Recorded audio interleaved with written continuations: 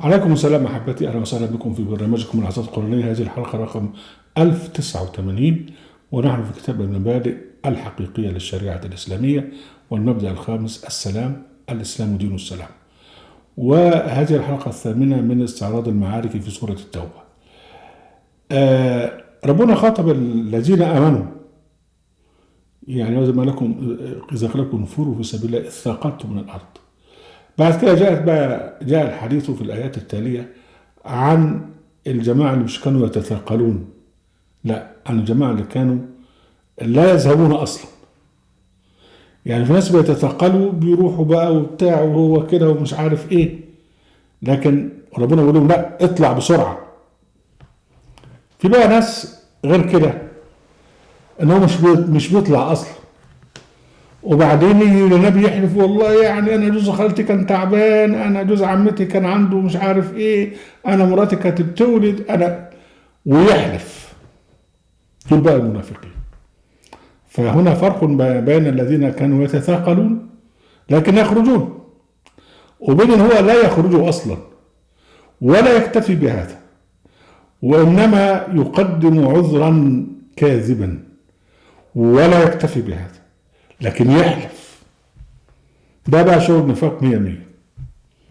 وربنا بيقول عليهم بقى لو كان عرضا قريبا وسفرا قاصدا لاتبعوك ولكن بعدت عليهم الشقة وسيحلفون بالله لو استطعنا لخرجنا معكم يهلكون أنفسهم والله يعلم إنهم لكاذبون.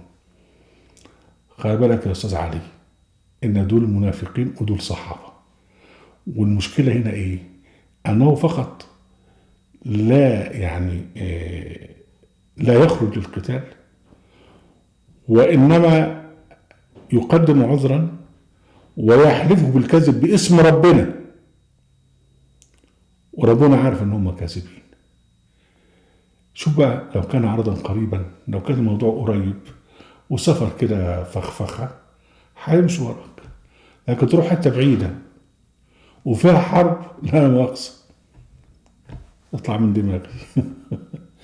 وبعدين شوف بالك، سيحلفون، يعني ربنا بينبئ مسبقا ان هم هيحلفوا، وسيحلفون بالله لو استطعنا لخرجنا معكم. وربنا يقول يهلكون انفسهم، يعني لما يحلف بالله كذبا هو بيهلك نفسه، وربنا يقول والله يعلم انهم لكاذبون.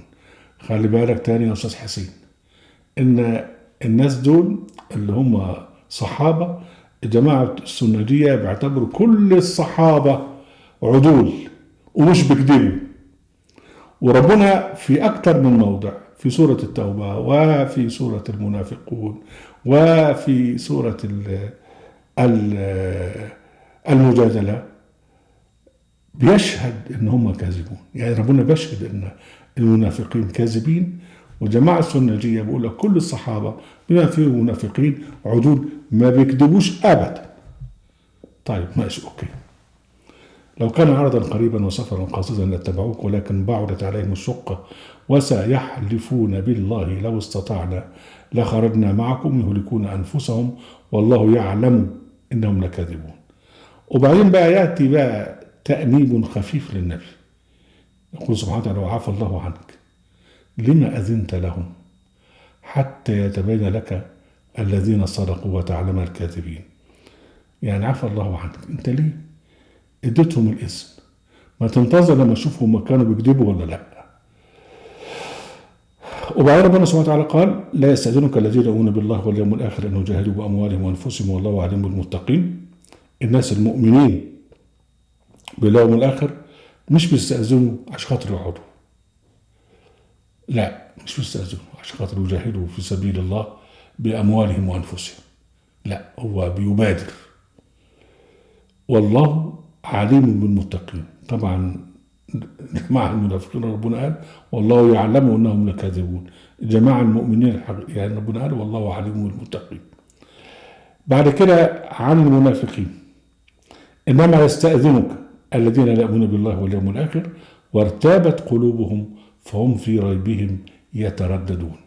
يعني دول بقى اللي بيستأذنوك دول، ده في قلوبهم ريب والمشركون دائما في قلوبهم ريب وترتاب قلوبهم ويترددون في هذا الريب.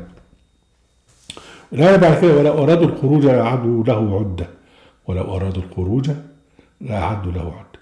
طبعا الخروج للحرب معناه أن أنت تجهز نفسك، السلاح وتركب إيه وتعمل إيه والتنظيم إلى آخره.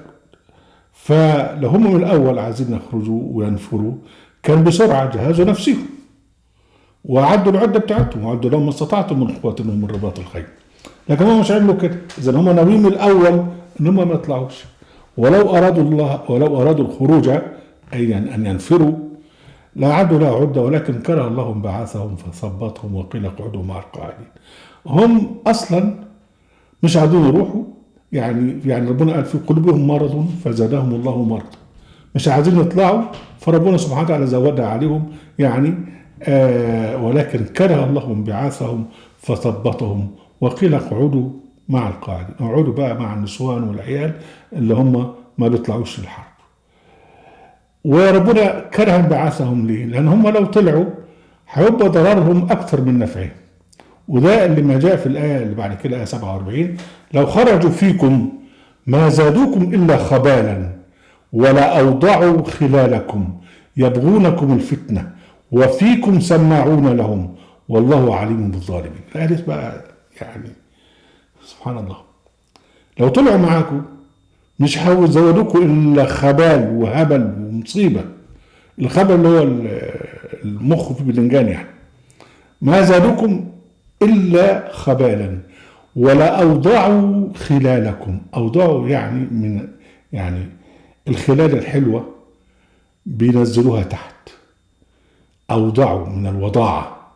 ولا أوضعوا خلالكم انتوا طالعين عشان خاطر تحاربوا، هيبتدي بقى ينفس فيك لغايه لما يخليك وضيع. ولا أوضعوا خلالكم يبغونكم الفتنة، يوقعوا بينكم من بعض. وبعدين يوقعوا بينكم بعض ازاي؟ لأن فيكم جواكم انتوا يا المؤمنين سمعون له، في ناس جواكم بيسمعوا له. فلما دول بقى يتكلموا ضد ويتكلموا مع الجماعه اللي بيسمعوا لهم، الجماعه اللي بيسمعوا لهم يروحوا يقولوا ضد وهيضيعوا بقى ايه يبقى يبغونكم الفتنه، يبقى تقع فتنه بينكم بعض. والله عليم بالظالمين، ربنا سبحانه وتعالى عالم بالظالمين. وبعدين لقد ابتغوا الفتنه من قبل وقلبوا لك الامور حتى جاء الحق وظهر امر الله وهم كارهون. قبل كده حاولوا بقى الفتنه والايقاع الى اخره، وقلبوا الامور طالع ونازل وكذب واساطير لغايه لما ربنا سبحانه وتعالى اظهر الحق وهم كارهون لهذا الحق. الجماعه المنافقين كانوا بيعملوا الحاجات دي، والقران ينزل يقول لك قالوا كذا وعملوا كذا الى اخره. ده معناه لقد ابتغوا الفتنه من قبل وقلبوا لك الامور حتى جاء الحق وظهر امر الله وهم كارهون. الايه ديت في سوره التوبه، قلنا دي من اواخر ما نزل. لكن احوال المنافقين جاءت في سوره المنافقون، وجاءت في سوره المجادله، وجاءت في سوره الحديد، وجاءت في سوره النساء، وجاءت في سوره آل عمران، وجاءت في سوره البقره. ده بقى ربنا بيشير بقى للآيات السابقة: لقد ابتغوا الفتنة من قبل وقلبوا لك الأمور حتى جاء الحق. ربنا أنزل الحق في السور السابقة وظهر أمر الله وهم كارهون. وبعدهم منهم من المنافقين دول من يقول إذن لي ولا تفتني ألا في الفتنة سقطوا وإن جهنم لمحيطة بالكافرين. منهم بقى اللي يروح للنبي يقول إذن إن أنا ما أروحش، ولا تفتني لا ترغمني. الفتنة لها معاني كتير. الفتنة معناها الإيقاع بين الناس، معناها الاضطهاد، معناها الإكراه. فهنا بمعنى الإكراه، الذنب إن أنا أقعد وما ترغمنيش إن أنا أطلع. وربنا يقول ألا في الفتنة سقطوا وإن جهنم لمحيطة بالكافرين. أهلا وسهلا بكم أحبتي بمنهجكم الحصص القرآنية في قناة القرآن موقع القرآن. لا تنسوا المشاركة بالشير واللايك، وعليكم السلام.